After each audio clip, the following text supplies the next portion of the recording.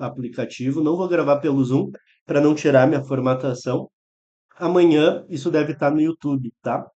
Então, para quem não puder assistir ou quem quiser assistir de novo, a gente se encontra lá pelo YouTube.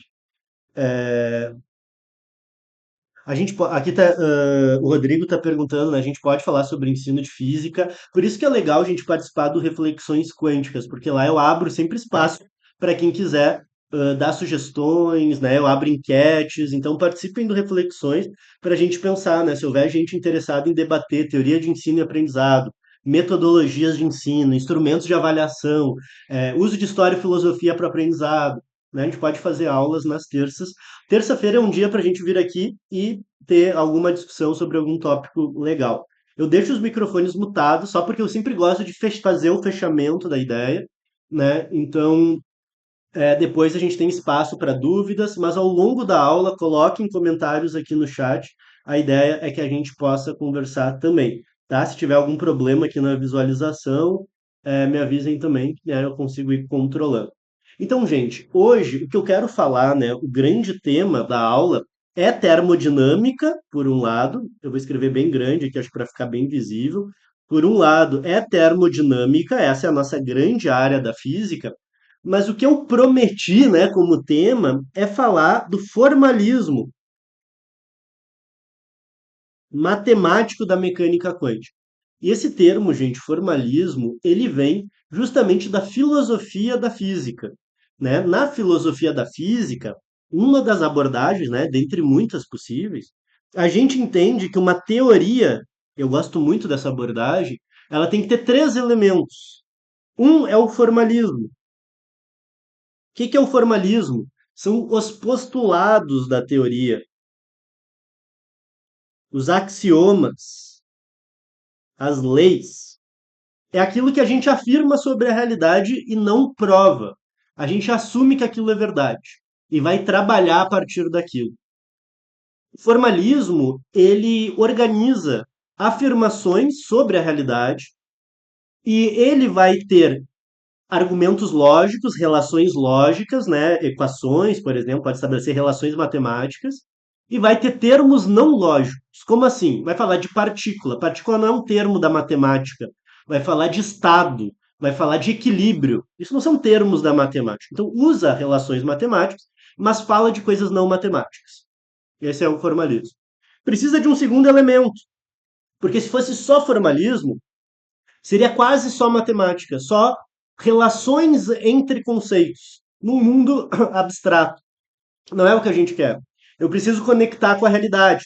Então, existe um segundo nível, que é o que a gente chama de regra de correspondência. De forma bem grosseira, eu preciso dizer como eu meço pelo menos uma grandeza da minha teoria. Alguma dessas coisas tem que ser mensurável, para que eu possa confrontar o valor teórico com o valor de um experimento. E aí agora eu tenho um conjunto de regras que eu opero no mundo matemático e que me dão previsões sobre resultados experimentais. De um lado a teoria, de outro lado a realidade. E por fim, algo que hoje não será de interesse para nós, existe o campo da interpretação, que é o campo mais filosófico da teoria, que fica muito evidente na mecânica quântica. Você tem, por mesmo formalismo, interpretações opostas. Tem gente que fala que a partícula existe e a onda é uma abstração. Tem interpretações que diz que o que existe é a onda e a partícula é uma abstração. Então, as interpretações elas estão no campo da metafísica, da ontologia, o que é o real por trás dos dados. Então, eu não consigo mensurar isso, tá além daquilo que é empírico, por definição.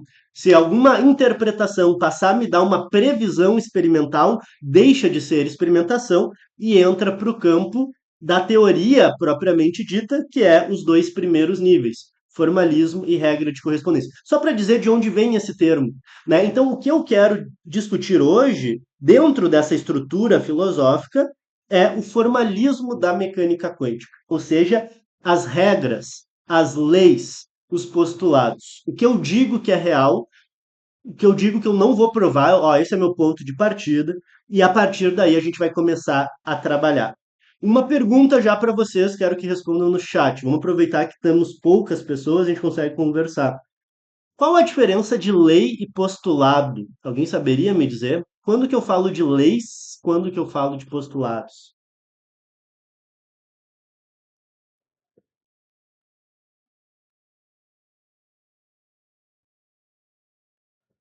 Quem arrisca uma diferença aí?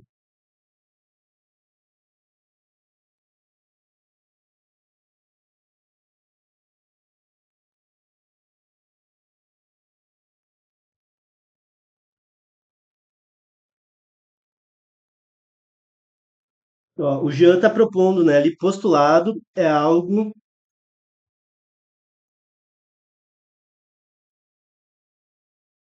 Vocês estão me escutando? Sim, tudo certo?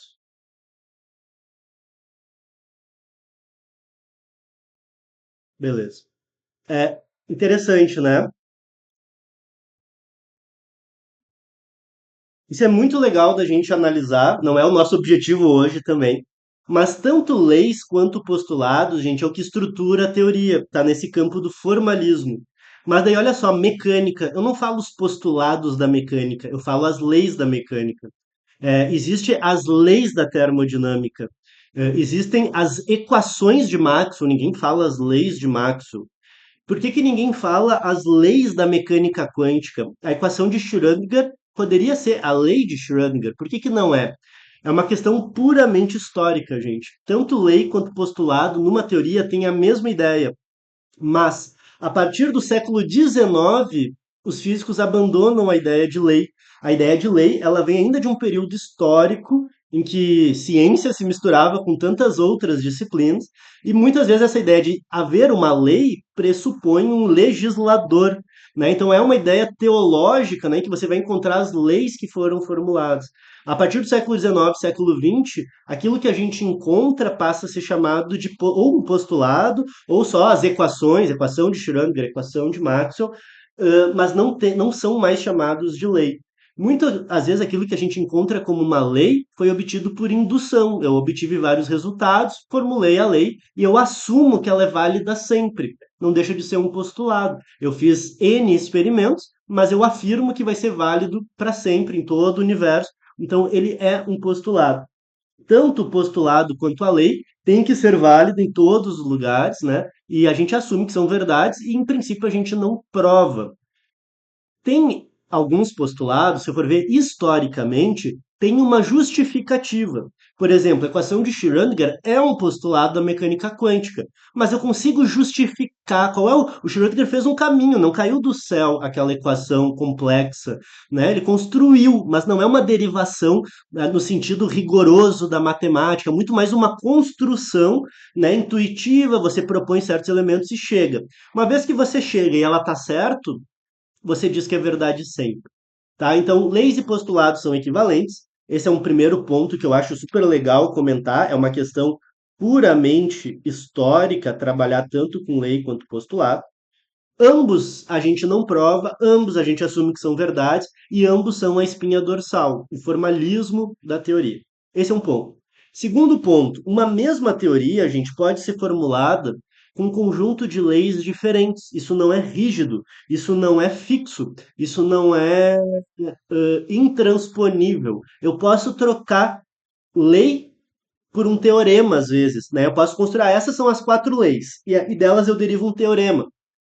Às vezes eu posso trocar e dizer que o teorema é uma lei e eu derivo aquilo que era lei como teorema. Teorema é algo derivável. Então, essas coisas também são intercambiáveis. Eu posso pegar uma coisa que é obtida, postular ela de partida e obter a outra. Isso é super flexível.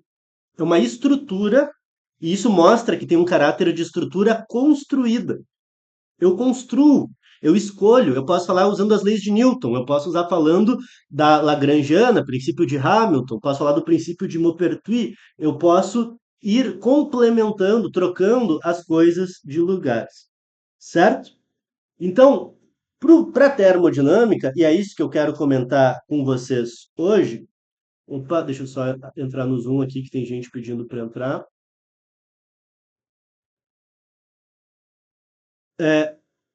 Na termodinâmica, gente, existe um caminho que é o caminho mais usual, que é o caminho das leis da termodinâmica.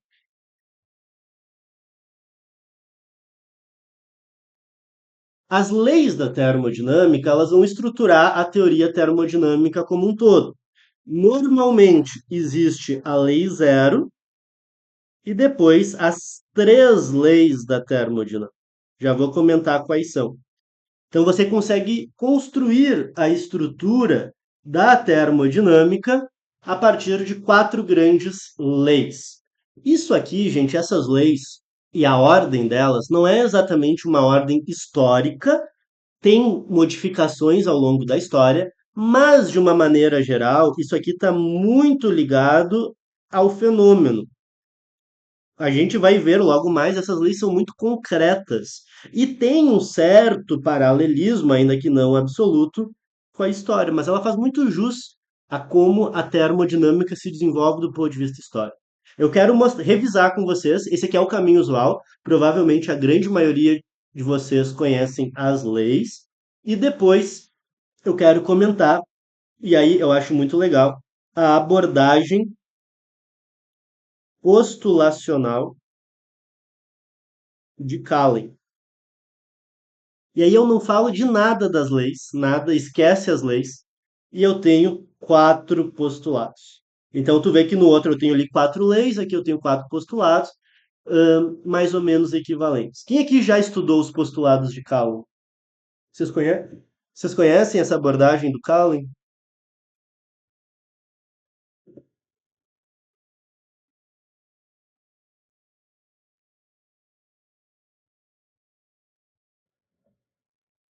O Caio pergunta ali sobre a lei de Newton, né? Nenhuma lei é provada, né? Tem leis que são definições, tem leis que foram obtidas por indução, como, sei lá, lei de Coulomb. Tem leis que nem são válidas em todo o universo, né? Se a gente pensar na lei de Ohm, não é válido, né? Em resistências não ômicas, não vale a lei de Ohm. A equação de Schrödinger poderia ser uma lei, né? Ela é construída dedutivamente, mas não é rigoroso, é parte de certas hipóteses, né? Então as leis não são derivadas, né? O pessoal não conhece. Legal, então vai ser legal essa aula, porque eu quero mostrar essa relação. Vou passar mais rápido pelas leis para entrar nos quatro postulados, e se der tempo, espero que eu consiga mostrar as equivalências, tá? Como é que a gente obtém uma coisa da outra. Normalmente, vejam se vocês concordam comigo. Lei zero, ela diz que se A está em equilíbrio com B, B está em equilíbrio com C, então A está em equilíbrio com C. Né? Se eu boto em contato térmico A com B, depois B com C, A com C, eu tenho esse tipo de relação. Essa ideia de colocar dois corpos em contato térmico e aí dizer se eles estão em equilíbrio ou não é o que me permite construir o conceito de temperatura, né? Então, a lei zero ela está profundamente ligada ao conceito de temperatura. Quando dois corpos estão em contato por uma parede diatérmica e eles estão em equilíbrio, eu digo que as temperaturas são iguais. Então, a temperatura é um parâmetro que define equilíbrio do ponto de vista da troca de calor e ela me permite, né, construir termômetros. Justamente por ter esta termômetro, por ter esta transitividade na propriedade, eu posso primeiro botar em equilíbrio aqui com a xícara, usar ela como ponto de referência. Se isso aqui estiver em equilíbrio com outra coisa, eu sei que ele também está em equilíbrio com a xícara, então eu posso montar um instrumento que, uma vez calibrado, eu posso usar para avaliar qualquer outra coisa. Isso aqui não é uma regra lógica. Às vezes, quando a gente escreve assim, parece a coisa da transitividade da matemática, né? A igual a B, B igual a C, A igual a C. Não. Na física, há sistemas que se eu boto em equilíbrio com o corpo, está em equilíbrio. Boto em contato com o outro, está em equilíbrio. Mas quando eu coloco esses dois, não estão em equilíbrio. Né? O Moisés, no Sensei, dá um exemplo, que é o caso de botar um capacitor em equilíbrio com uma bateria. As placas vão ser carregadas, vão ficar em equilíbrio com esse corpo, que é a bateria, só que uma placa vai estar positiva e a outra negativa. Se eu botar elas em contato, passa uma corrente de descarga. Portanto, elas não estão em equilíbrio entre si. Então, nem toda a propriedade física vale esta transitividade. Então, eu postulo, para a temperatura é assim que funciona, é transitivo mesmo.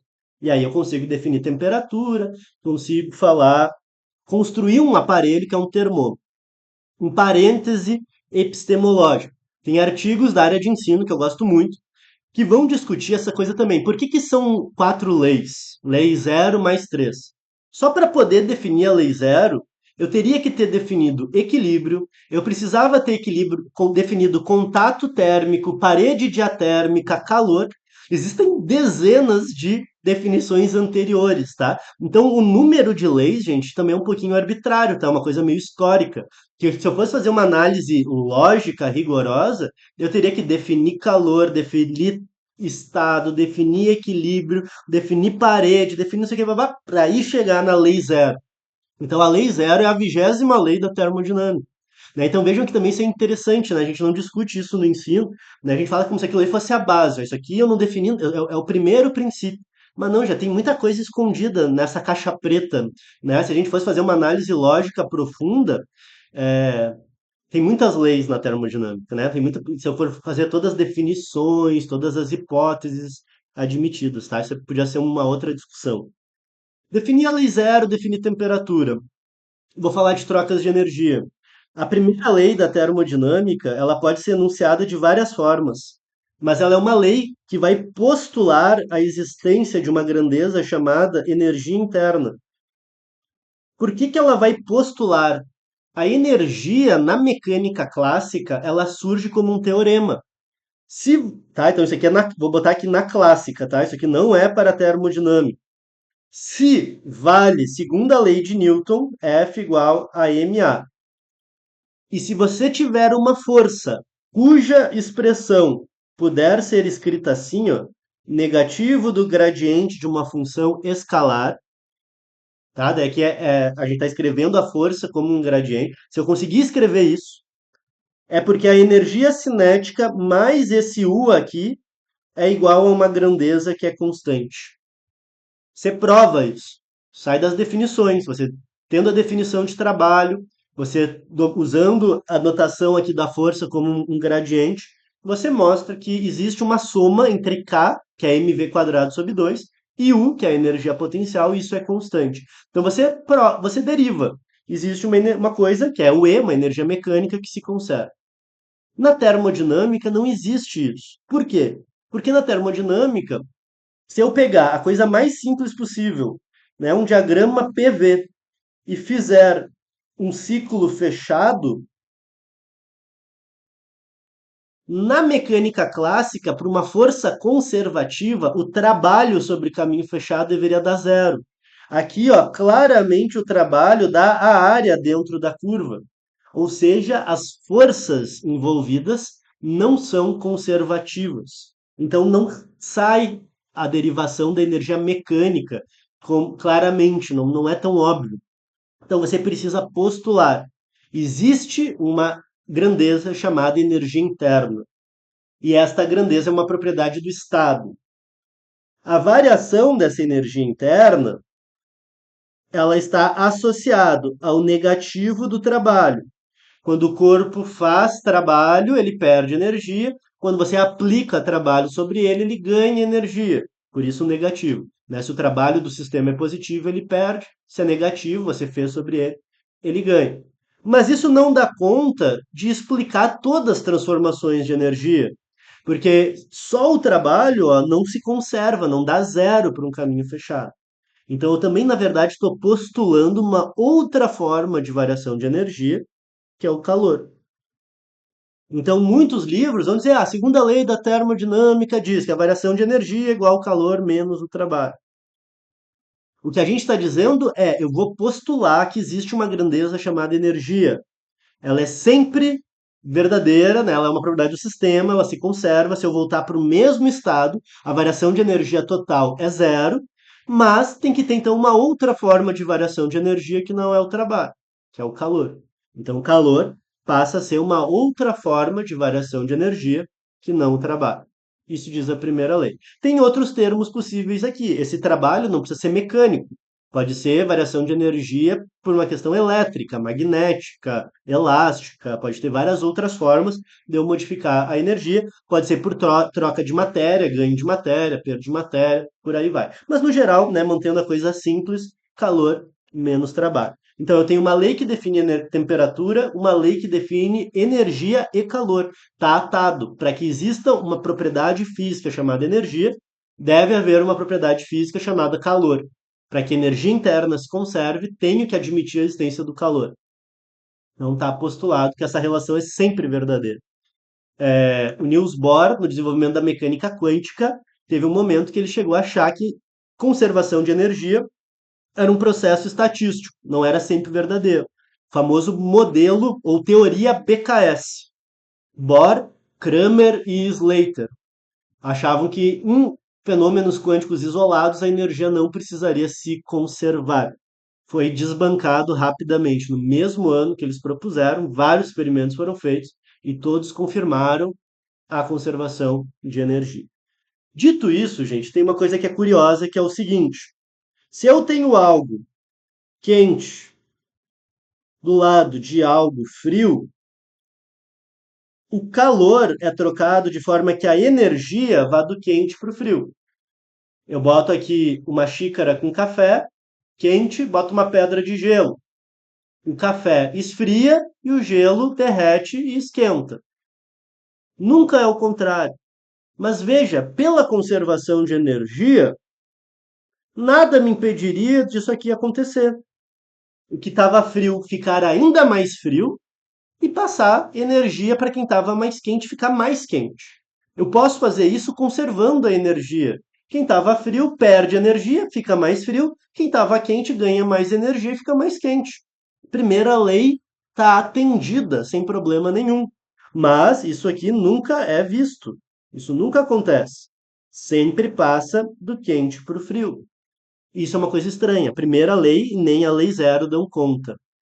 Eu preciso de uma nova lei que fale sobre isso. E aí tem mais de um enunciado, né? Não é possível um processo cujo único efeito, essa palavra é fundamental, cujo único efeito seja passar calor do frio para o quente. Não pode simplesmente o calor passar do frio para o quente e ser o único processo. Outra forma de enunciar isso, e é equivalente, eu não vou demonstrar hoje, porque a gente precisaria de uma aula só para isso. Eu não posso construir uma máquina térmica cujo único efeito seja transformar calor em trabalho. Sempre tem algum outro processo. Esse único efeito é um detalhe que faz toda a diferença no entendimento da segunda lei. Os livros não dão atenção a isso, principalmente no ensino médio, não se chama atenção disso. Mas essa palavrinha faz diferença, tá? Vai aparecer uma aula só sobre isso. Mas o importante para nós é isso, né? Eu não posso passar calor do frio para o quente. O único efeito seja acontecer isso. Sempre tem que ter alguma outra coisa acontecendo, como acontece no refrigerador. Quando eu faço esta segunda lei, tá, que afirma isso, este enunciado é o enunciado de Clausius, que fala de máquinas térmicas é o enunciado de Kelvin, você tira um monte de consequências. Você tira, por exemplo, o teorema de Clausius, e o teorema de Clausius diz que a integral de caminho fechado de dq sobre t é sempre menor ou igual a zero. Tá? Então você pode construir este teorema, ele é derivável disso. E disso aqui, gente, vai sair a definição. Né? Tem um caso em que essa integral é zero. E toda vez que uma integral de caminho fechado é zero, é porque aquilo que está dentro é uma variável de estado. Então eu posso definir que dq sobre t é uma certa variação de algo que eu chamo de entropia. E aí eu defino a entropia. ds é dq sobre t dq. Perdão. dq é t ds. Tá? Então, isso aqui, ó, a definição de entropia sai como um teorema. É algo derivável, tá? Eu estou passando rápido mesmo, tá, gente? É só uma. Hoje é o overview para a gente ver relações, né? Não é? Depois até deixa nisso, se vocês tiverem ideia. O que vocês gostariam de ver? Queria ver o teorema de Clausius. Queria ver a discussão dos enunciados da segunda lei. Botem aí no chat porque a gente pode pensar nos próximos tópicos. Ou botem lá no grupo Reflexões Quânticas, tá? Mas aqui então a entropia sai como um teorema, ela não é parte do postulado, eu chego até ela. Eu construo, se eu considerar que a segunda lei é verdadeira, eu chego na entropia. E aí a entropia ela tem algumas características. Para um sistema isolado, a entropia só pode aumentar. Então isso aqui também sai como um teorema. Então, tem um sistema isolado, aconteça o que acontecer lá dentro, ou a entropia fica igual ou ela aumenta. E se ela chega num ponto de máxima entropia, nada mais pode mudar, porque qualquer mudança reduziria a entropia. Então, quando chega no máximo, nada muda. Quando nada muda, o sistema está em equilíbrio. Então, eu também chego a um teorema, que é o estado de equilíbrio, é o estado de máxima entropia. Tudo isso sai da segunda lei. A segunda lei postula a ordem com que a energia pode se organizar, o sentido da organização da energia. Eu tiro o teorema de Clausius, teorema do aumento da entropia e a definição de um estado de equilíbrio, né? Ou a igualdade, né? A definição de que o equilíbrio é o estado de máxima entropia.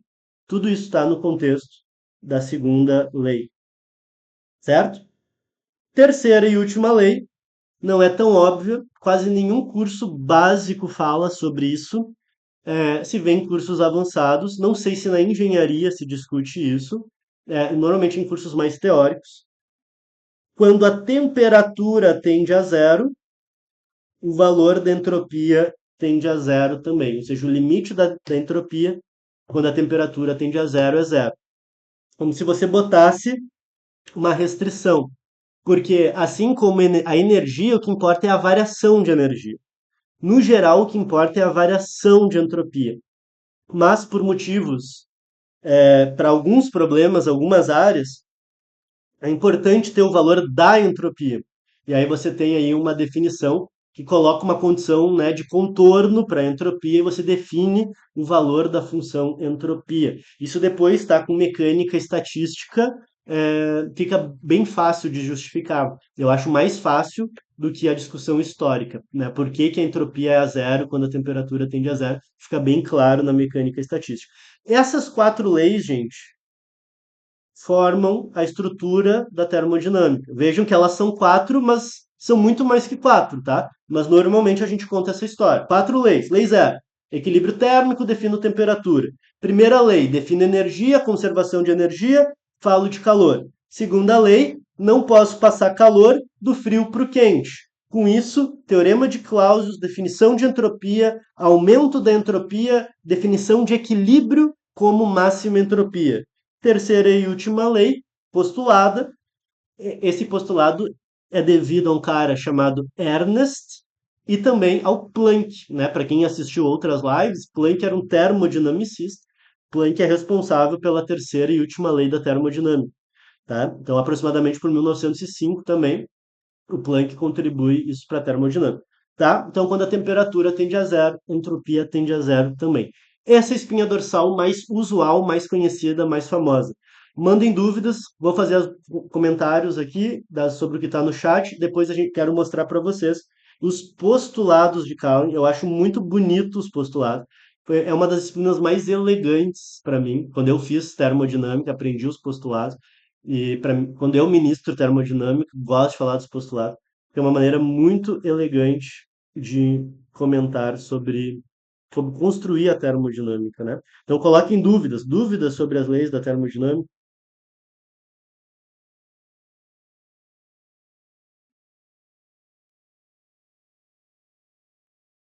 O Rodrigo fala, né, sobre unir com as questões da mecânica estatística, né? Isso é bem legal.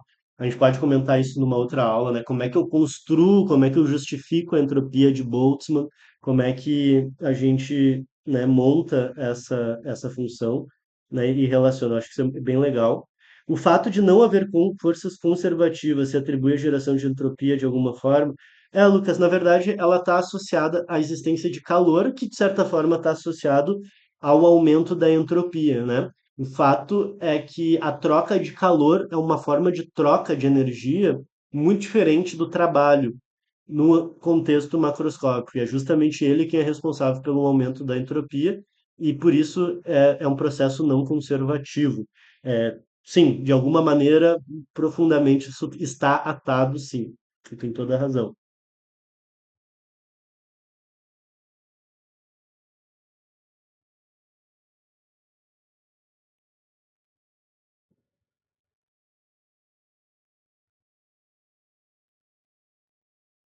Na prática, a entropia nunca pode ser zero, por isso não se pode chegar no zero absoluto. Eu não sei se seria o contrário a explicação. A gente não consegue chegar num zero absoluto e por isso a entropia nunca pode ser zero, né? Eu acho que é o contrário. Eu não justificaria, a gente não conseguir. Eu acho que é o contrário a ideia do que você está falando. Existem outros motivos físicos para não chegarmos na temperatura de zero absoluto, e isso faz com que a gente também não consiga chegar no zero de entropia, né? Então, mas essas coisas estão atadas, né? Não deixa. O que vem primeiro, né? O ovo ou a galinha? Mas eu entendo no geral que é o contrário. Tem outros motivos que nos impedem de chegar no zero absoluto, e por isso, né? A gente não tem zero de entropia, né? Mas é bem boa essa tua observação, muito legal. Mais dúvidas sobre as leis, gente? Tudo certo? Mandem um ok aí, então, sem dúvidas. Todo mundo viu. Todo mundo conhecia todas as leis. Todo mundo conhecia a terceira lei também. Já tinham ouvido falar dessa terceira lei. Nem todo mundo conhece a terceira lei.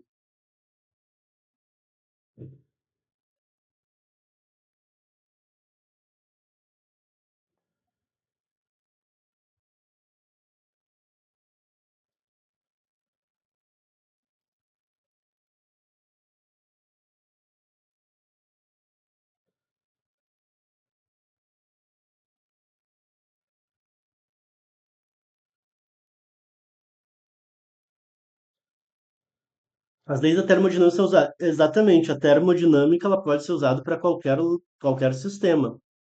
Gases costumam ser mais simples, Marcelo, justamente porque normalmente o modelo que a gente usa é um modelo de substância pura e simples.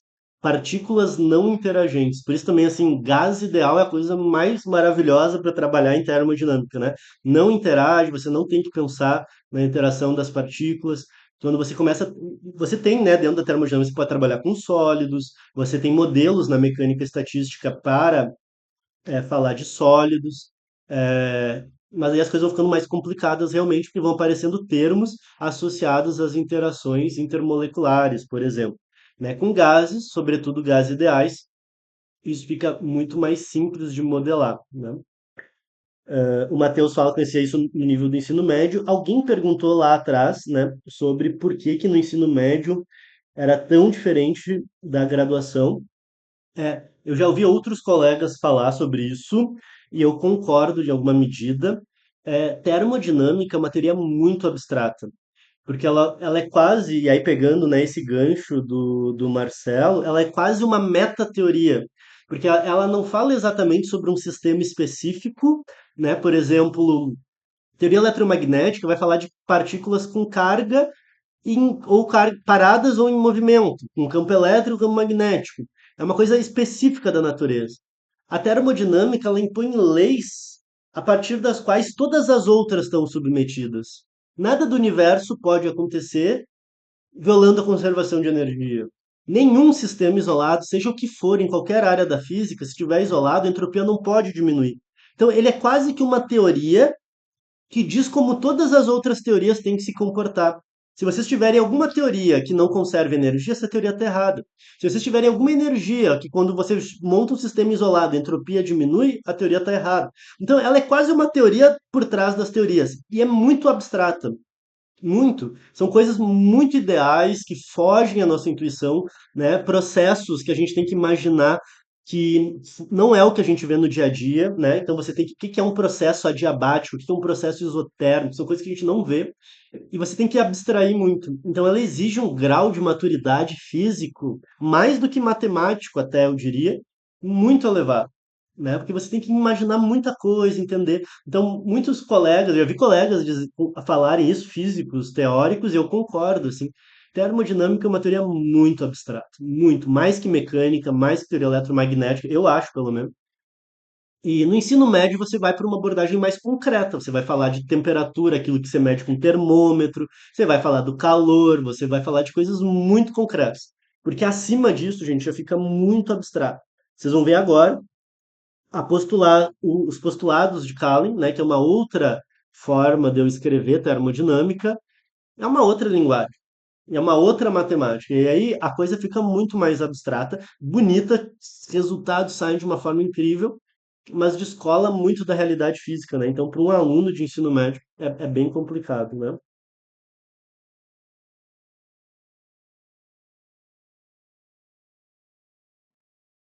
Isso pode ser verdade, assim. Mas é porque eu acho que no ensino médio a gente vai para o concreto, né? Medir temperatura, escala termométrica, cálculo de calor, a matemática é relativamente simples, mas a teoria, do ponto de vista teórico, assim, ela é super abstrata, mas é bem curioso, isso é um bom ponto mesmo, né, de reparar, é uma boa observação, muito legal, muito legal. Então, gente, quero mostrar a abordagem postulacional do Kahlen, né? Existem outros postulados, tá? Existem outros formalismos, tá? Mas esse aqui é do Kahlen.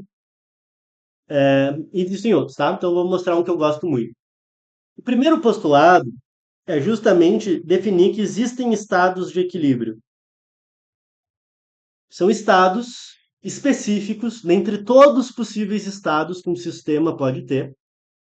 O sistema que eu estou analisando é sempre um sistema macroscópico. O que é um sistema macroscópico?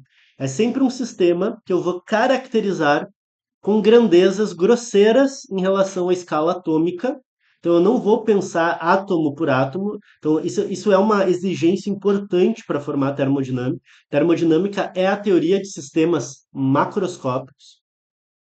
E, especificamente no equilíbrio, eu posso caracterizar o meu sistema, se for uma substância pura e simples, só um elemento e sem nenhum tipo de outra propriedade, não tem propriedade elétrica, não tem propriedade magnética, nada, só o número de partículas. Eu vou caracterizar por três parâmetros só: U, V e N. Então, o primeiro postulado é isso. Existem, para substâncias puras e simples, estados específicos, que são estados de equilíbrio, no qual os parâmetros físicos não mudam, que podem ser caracterizados por um número muito pequeno de parâmetros, como energia, volume e número de mols. Se o meu sistema tivesse eletrizado, eu precisaria de carga. Se tivesse magnetizado, precisaria de momento magnético. E por aí vai. Então, o primeiro postulado é só isso. Existem propriedades, estados de equilíbrio caracterizados por U, V e E. Segundo postulado, olha como inverte a lógica. Postulado: existe uma função matemática chamada entropia, que é função dessas variáveis. Ele já botou de cara no segundo postulado a entropia, e a entropia passa a ser uma função matemática dessas outras variáveis. A entropia ela é aditiva sob subsistemas. Ou seja, se eu tiver um sistema A e um sistema B, a entropia total é SA mais SB. Ela é contínua e ela é diferenciável. Diferenciável. Então, a segunda definição, gente, o segundo postulado é só matemático. E aqui tem mais um elemento. Ela é aditiva, ela é contínua, ela é diferenciável. E ele escreve assim, ó, ela é monotônica crescente da energia. O que é monotônica crescente? Que sempre cresce. Ou seja, né, ainda está aqui nesse segundo postulado, ds du é sempre maior que zero. Tá? Então ela é sempre monotônica crescente. A entropia sempre aumenta com a energia. Tá? Então tem esses quatro elementos no segundo postulado. Veja que, como eu falei, né? O número de postulados é arbitrário, né? Só aqui poderia ser quatro postulados, cinco postulados. Está tudo num postulado só. Terceiro postulado. Vou botar em vermelhinho aqui. Esse é o primeiro, segundo, terceiro postulado. No equilíbrio,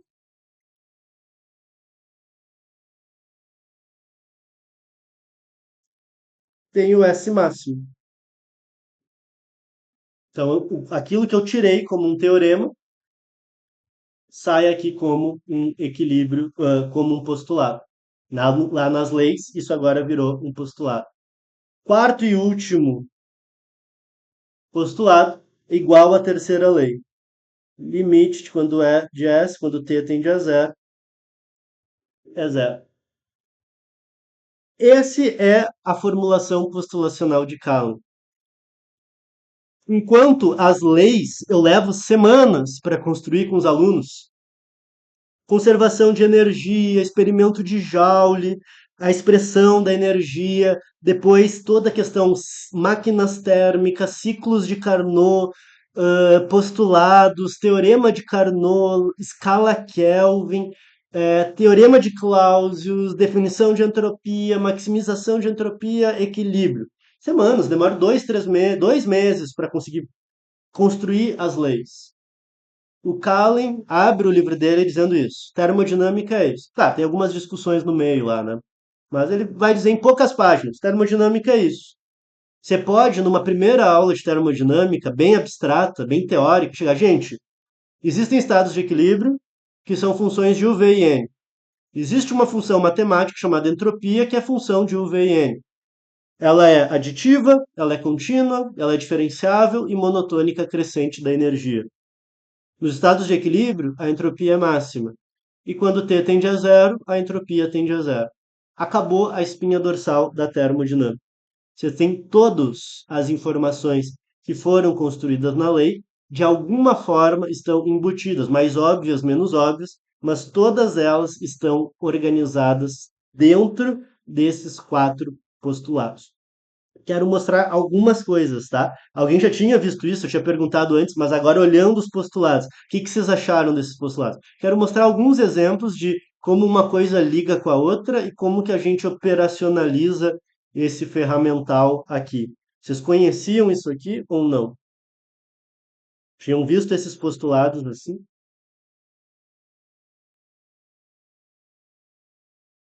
que que acharam? O que que acharam? Acharam legal? Estranho? Bonito? Não estranho? É bem direto, né, Brenda? É bem direto, assim, é muito interessante, assim, e dá um olhar sobre a termodinâmica que corta um atalho, né? Tudo na vida, tudo na didática tem vantagens e desvantagens, né? A vantagem do caminho das leis é que você vai construindo e dá sentido para as coisas, mas demora. Aqui, em uma aula, você pode dar a termodinâmica inteira, o início, né, a estrutura dela. A espinha dorsal é essa. Agora a gente vai construir as outras coisas. É muito rápido a abordagem postulacional. Por outro, o aluno fica assim, tá, mas da onde veio isso, né? Como que o cara sabe que existe uma função entropia com essas propriedades, né? Então fica uma coisa meio estranha. O ideal é unir as duas coisas. Nas minhas aulas de termodinâmica, eu costumo construir as leis, depois eu digo, ok, agora eu tenho aqui os postulados, e aí parto dos postulados. Então eu complemento uma coisa com a outra, né? Não, no ensino médio eu acho que não teria. Acho que não, concordo. No ensino médio não teria tanta possibilidade. Algumas coisas que o Kallen discute, eu acho que vale a pena discutir. Quando eu construo as leis, eu acabo importando do Kallen essa discussão. O que que é equilíbrio, temperatura como esse parâmetro que está associado ao equilíbrio. Isso sai, aqui a gente pode ver um caso, tá? Isso sai das definições do Kallen. Ele ajuda a perceber algumas coisas, assim, o significado de alguns conceitos com muita clareza. Então, no ensino médio, eu manteria a abordagem normal, mas tem algumas coisas que a gente tira dos postulados que eu acho que a gente pode chamar a atenção, né? Por exemplo, quando for ensinar a entropia, dizer que ela sempre aumenta com a energia, que no equilíbrio é um máximo, é, isso principalmente, né? Que no equilíbrio ela é um máximo, que ela aumenta com a energia, explicar que soma o valor das entropias, né? Mas mostrar essa formulação eu não mostraria também.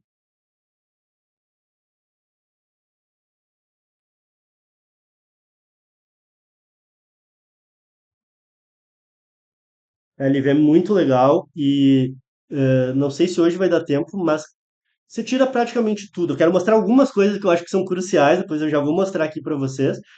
Mas você tira tudo, tudo, né? Isso aqui é muito legal, tá? Já vamos ver. Eu também eu fico maravilhado com esse tipo de conexão e as coisas dando certo, assim, né?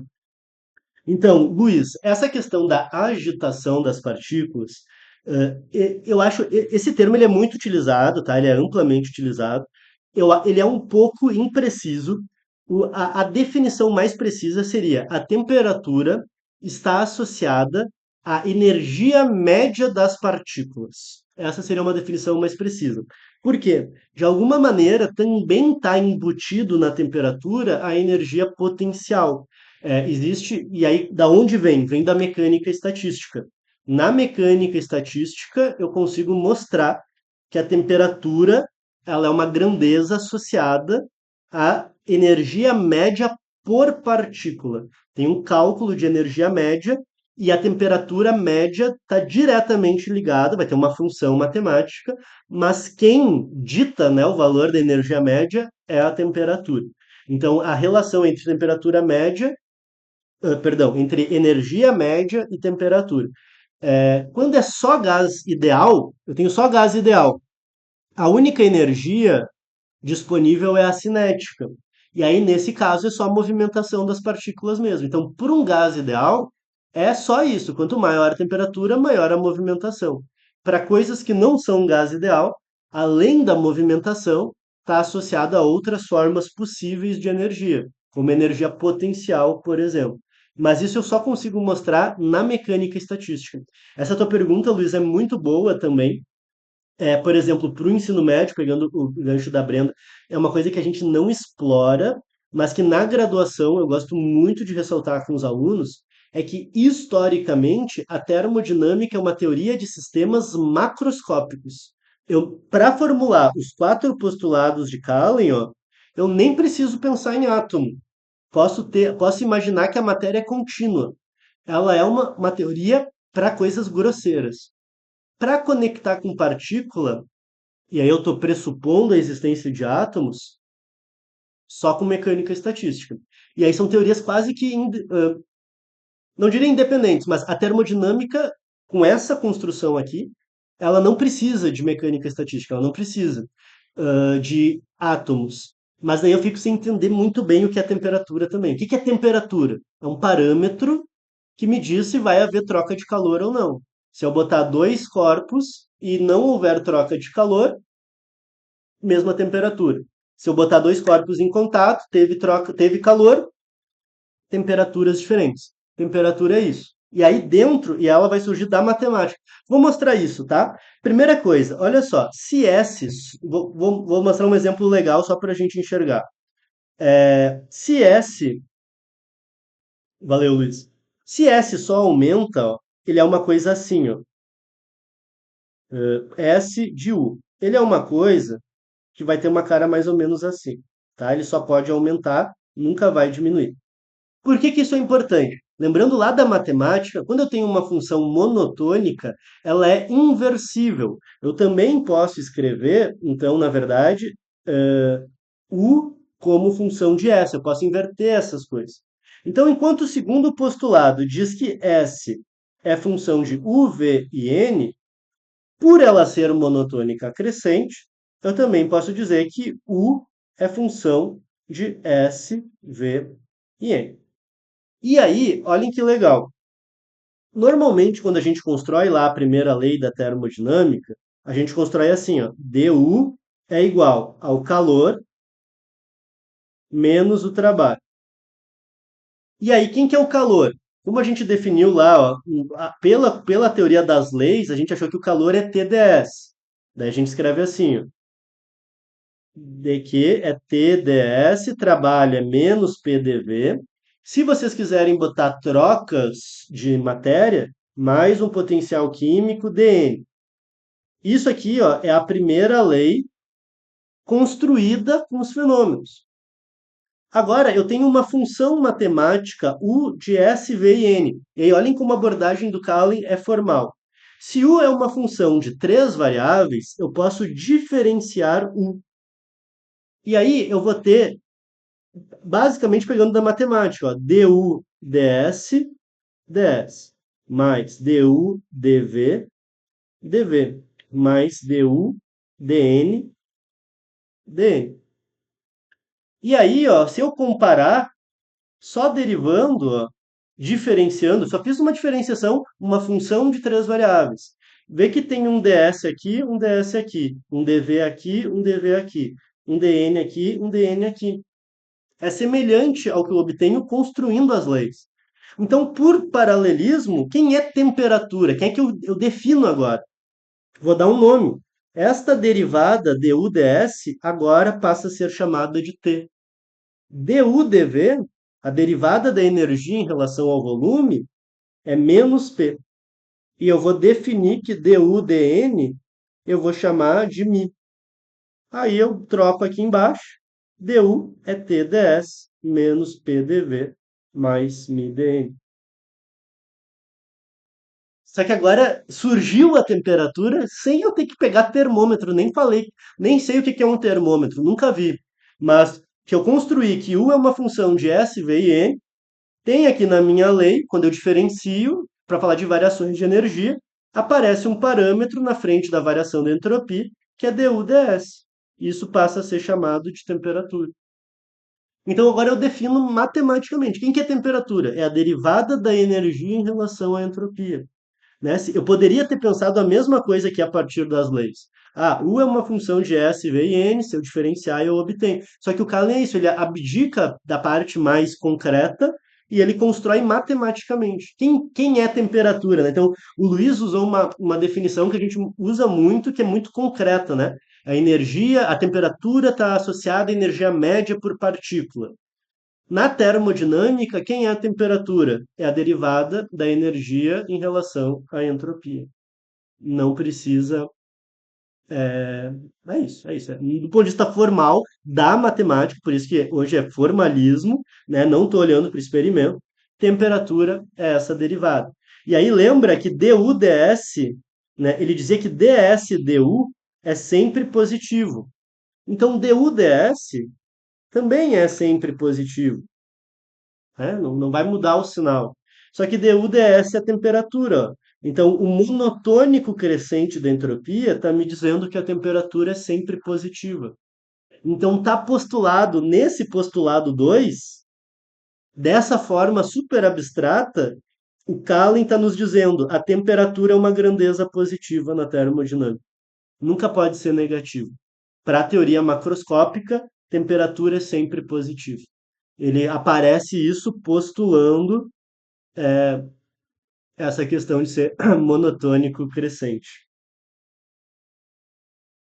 Legal. Obrigado, Lucas. Obrigado pelo elogio. Gente, eu não vou avançar muito para não ficar cansativo. Eu queria só mostrar para vocês essa ideia, né? Comparar com as leis, mostrar as leis, mostrar. E aí eu queria mostrar só como é que a gente operacionaliza. Um exemplo que eu acho muito bonito é assim, ó. Do que mais eu posso tirar, né? Que tá, quando a gente olha assim, né? Olha assim, pá, mas tá, é super matemático, assim, uma coisa super abstrata, né? Como é que eu chego, vou chegando na física, né? O trabalho aqui é chegar na visão concreta, né? E aí eu pegar um exemplo muito simples, ó. Tu vê que ele não falou de temperatura nos postulados, a temperatura saiu agora como uma derivada, a gente já descobriu que a temperatura é sempre positiva, mas o que que ela me diz, né? Daí eu pego e faço assim, ó. Pego um sistema composto, A e B. O sistema A tem uma certa energia que eu vou chamar de UA. O sistema B tem uma energia UB. A entropia de A eu vou chamar de S de A. A entropia de B eu vou chamar S de B. E esse sistema está isolado. Se o sistema está isolado, toda troca de energia entre A e B é entre eles, né? Então, ou seja, D o A é o negativo de DUB. Né? Tudo que o A ganhar de energia, o B perdeu. Tudo que o A perder de energia, o B ganhou. Então eu tenho que DUA é menos DUB. De um dos postulados, eu sei que a entropia total é aditiva. S de A mais S de B. E mais uma coisa, eu sei que no equilíbrio, a entropia é um máximo.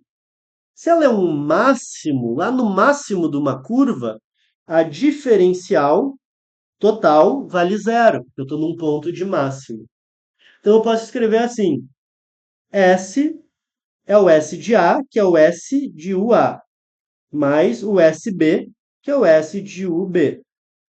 E eu quero calcular o ponto em que a diferencial de S seja zero. E aí o que eu vou fazer? Qual que é a diferencial de S de UA? É ds dUA DUA. Aqui vai ser ds, DUB, DUB, tá? Quem é DSDUA? Se eu olhar aqui, ó, a gente viu que DUDS é T. É fácil mostrar, tá? Eu não mostrei aqui, mas DSDU vai dar um sobre T, tá? Eu posso só inverter, escrever S como função de tudo, derivar, vai me dar isso aqui, tá? Não é, nem sempre é essa inversão, tá? Nesse caso é só a inversão. Mas é fácil mostrar aqui. Se eu isolar, ó, o ds nessa equaçãozinha, isolo, eu encontro isso aqui, tá? ds du é um sobre T. Então aqui, ó, eu vou obter um sobre TA DUA mais um sobre TB DUB. E isso tem que ser igual a zero. Mas eu sei que DUA é menos DUB. Então eu posso botar assim, ó. Vou botar o DUB como negativo. Fica um sobre TA menos um sobre TB DUA. Botei em evidência. Isso tem que ser igual a zero. Ou seja, para que isso tudo seja zero, só vai ser verdade se TA for igual a TB. Veja, gente, ele não tinha nos falado nada concreto sobre o mundo real. Parecia que o cara estava só escrevendo ideias da cabeça dele. Num caso de dois corpos que trocam energia sem aumentar de tamanho, não tem trabalho, só pode trocar energia. A entropia maximiza quando as temperaturas forem iguais. Então eu chego como uma consequência dos postulados de Calin que o equilíbrio térmico é a igualdade das temperaturas, que é o que estava lá na lei zero. Aquilo que a gente obteve de uma forma muito concreta, montando termômetro com mercúrio, né? Aqui eu simplesmente tiro o conceito de temperatura e mostro que a máxima entropia para um sistema isolado é aquele que as temperaturas são iguais. Então agora eu descobri que essa grandeza matemática super abstrata, que é a derivada da entropia em relação à energia, ela me dá um equilíbrio de energia para sistemas que estão em contato de alguma forma. Não é bonito isso? E aí, gente, isso aqui é só um exemplo. Eu posso encontrar condições de equilíbrio, eu posso estudar as propriedades da entropia, eu posso calcular a função entropia para várias coisas, entropia do gás ideal, assim como existe a expressão da energia, existe a expressão da entropia para o gás ideal, para a radiação, para um sólido, para processos específicos, a variação de energia.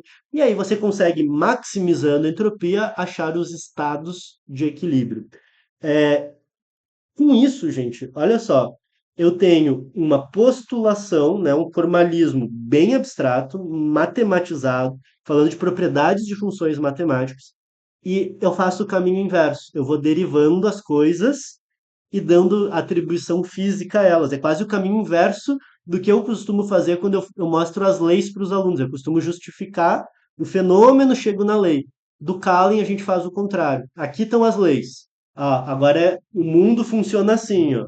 Dois corpos em contato, a temperatura é igual. Ele não me disse como medir temperatura. Eu só sei que na estrutura formal da teoria a temperatura é algo que fica igual quando o sistema está isolado. Vê que preciso ainda, para que isso aqui é só a matemática. Estou gerando a manivela da matemática e tirando os resultados, tirando os equilíbrios, tirando os estados possíveis, tirando para onde o sistema vai. Eu consigo tirar daqui tudo, gente. Maximização da entropia já está postulado, mas eu tiro teorema de Carnot, teorema de Clausius, tudo pode ser demonstrado a partir desse arcabouço matemático. Então, é um caminho inverso. Em vez de ir do concreto para o abstrato, quando eu olho para os postulados de Kant, eu pego algo super abstrato e começo a achar os resultados da natureza. Tá? Eu, particularmente, acho muito bonito, é muito elegante. Do ponto de vista didático, não é boa forma de introduzir, na minha opinião. É para um aluno que está maduro num curso de física. Tem coisas dessa definição que nos ajudam a entender a termodinâmica de forma mais profunda, pegando ainda, né, a pergunta da Brenda.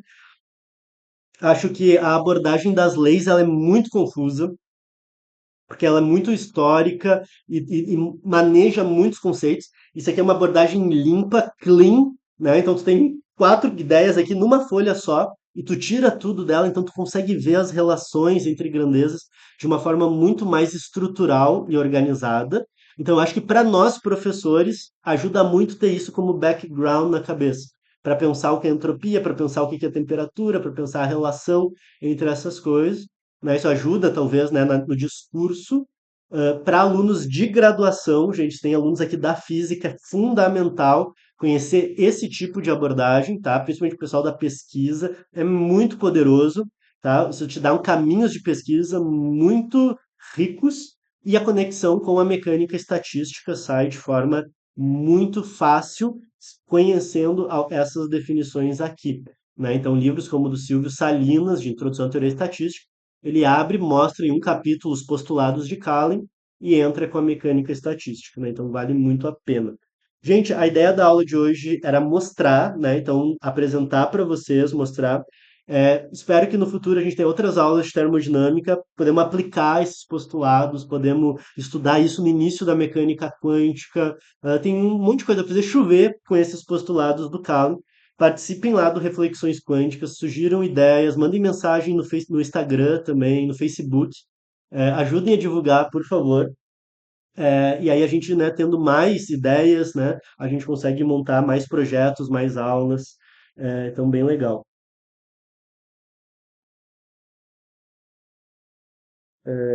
A pergunta do Jailson, né, Jailson? Isso é muito interessante. É, a entropia de Boltzmann, ela está associada a um número de microestados.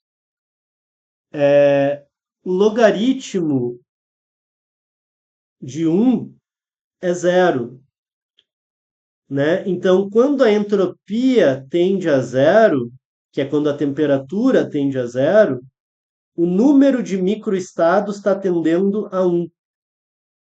Então, por que é fácil de interpretar? Quando a temperatura diminui, a energia acessível diminui. A rigor, em temperatura igual a zero, seria zero energia. Então, o sistema todo estaria no estado zero. E só um estado estaria acessível, que é o estado zero. E aí, basicamente, na interpretação direta da mecânica estatística temperatura tende a zero, só existe um estado acessível. Se só existe um estado acessível, a entropia do sistema é zero. Né? Então, é basicamente isso. Você não tem possibilidades de acesso de diferentes estados. É só uma possível configuração, que é o estado zero. Todos os outros, você tem que aumentar a energia para poder distribuir a energia de formas diferentes. Né? Na mecânica estatística, o ômega aqui é o número de formas que eu posso distribuir a energia e as partículas no espaço. Com energia zero, isso cai para uma possibilidade que é não distribuir nada. Por exemplo, eu tenho uma meia e três gavetas. A meia é a energia. Eu posso botar a meia na primeira gaveta, na segunda ou na terceira. Tem três possibilidades. Se eu não tiver meia nenhuma para distribuir, só tem um estado, três gavetas vazias. É a única possibilidade. Então, um estado, entropia zero. Essa é a interpretação estatística. Gabriel, ele não constrói a partir de nada. Por isso, e é por isso que é uma abordagem elegante. Ele postula mesmo. Ele só sai postulando assim. Ele tem alguma discussão conceitual para justificar o que que é equilíbrio, por que termodinâmica é uma teoria macroscópica, mas ele não justifica nada. Ele vai dizer, olha, gente, existem estados de equilíbrio que são funções de U, V e N. Agora, daí ele discute alguma coisinha, agora eu vou definir uma função entropia que tem essas propriedades. E deu. E aí ele começa a mostrar, e aí ele vai tirando tudo. Ele tira teorema de Carnot, tira teorema que ele chama de máximo trabalho, e aí ele vai tirando as consequências. Isso aqui, gente, é um gancho, porque depois essa é a chamada formulação da entropia. Como existe essa relação íntima entre entropia e energia, você mostra que, para um sistema isolado, energia constante, a entropia é máxima. Mas, para todos os estados de mesma entropia, a energia é mínima. Então, existe uma formulação que é a formulação da energia. E aí você formula via energia e tira consequências da energia.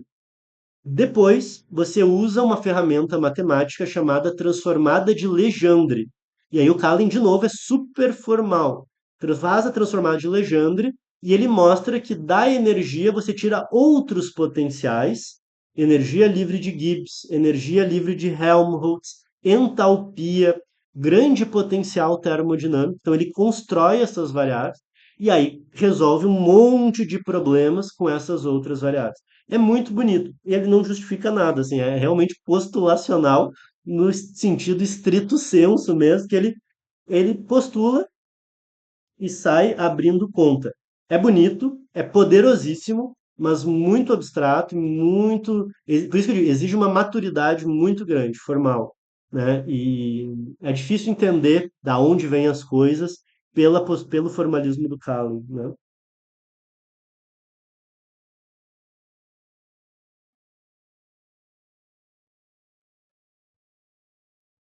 Lucas, é uma ideia, assim, a gente está se organizando, né, para semestre que vem algum próximo curso.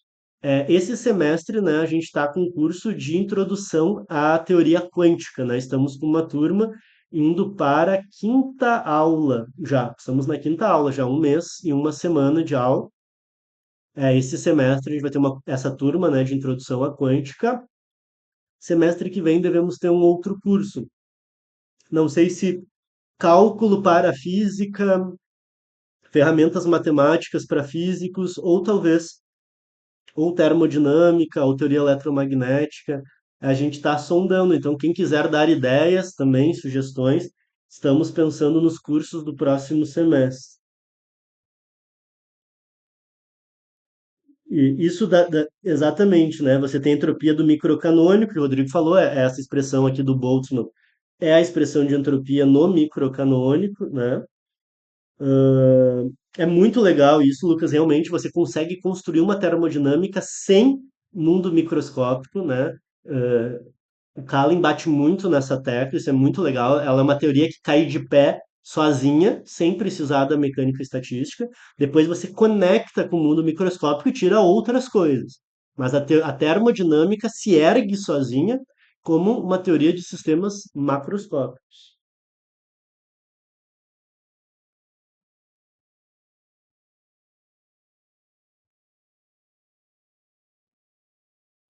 Isso, né? O Jailson fala. Existe, por exemplo, a gente trabalha com ensemble microcanônico, canônico, gran canônico, ensemble das pressões. Está associado ao tipo de restrição do sistema. Sistema com energia constante, microcanônico. Com temperatura constante, canônico. Pressão constante, ensemble das pressões. E por aí vai, tá? Brenda, eu imagino que esse nosso curso da Quântica, eu estou gravando eles da mesma forma que a gente está gravando essas aulas da terça, aqui pelo OBS, e aí provavelmente no semestre que vem a gente disponibilize com valor reduzido as aulas gravadas, né? A gente está sempre pensando em ter um curso que tenha encontros síncronos, porque daí eu consigo, né? A gente tem um grupo fechado no Whats, a gente discute nas aulas, tem tempo para conversar, para tirar dúvida. É um grupo pequeno, né? Então a gente consegue abrir o microfone, conversar. E aí a ideia é depois que fique só as aulas expositivas gravadas e disponíveis na Hotmart, né? Daí sem toda essa parte mais didática direto, né? Então provavelmente sim. Legal. Eu acho que cálculo seria uma coisa muito legal. Tenho muita vontade de dar um curso de cálculo para física, uma coisa bem física mesmo, assim, né? Descrição de coisas muito diferentes com a mesma ferramenta, né? Então, por exemplo, assim, série de Taylor, tu vai de MRUV até demonstrações do de Broglie de mecânica quântica usando série de Taylor. Então, eu queria pegar uma ferramenta matemática e dar uma transversal à física. Divergente, vai de coisas de fluidos até teoria eletromagnética, gradiente, né? Todas as leis que aparecem em gradiente, como é que eu interpreto fisicamente aquela ferramenta física? Então, a minha ideia era pegar um conjunto de conceitos físicos, conceitos de cálculo e pegar ele na física transversal, assim, enxergar a física nisso, né? Então seria é uma ideia ainda, estamos construindo essas discussões. Certo, gente, muito obrigado pela presença de todas e todos, agradeço muito. Peço que depois eu vou mandar para vocês o link do YouTube. Quem não segue lá, segue de novo. Segue, né? Segue a gente também lá no Instagram, se alguém não estiver seguindo. os grupos do WhatsApp, e se puderem compartilhar com amigos, colegas, alunos, nos ajudar a crescer essa comunidade e esses projetos, né? Ficaria muito feliz, agradeço demais. Então, estamos aí com esse movimento, né, de levar ciência, física, discussões para as pessoas. Agradeço quem puder nos ajudar nesse processo, tá? Muito obrigado. Um abração para todo mundo aí. Bom descanso.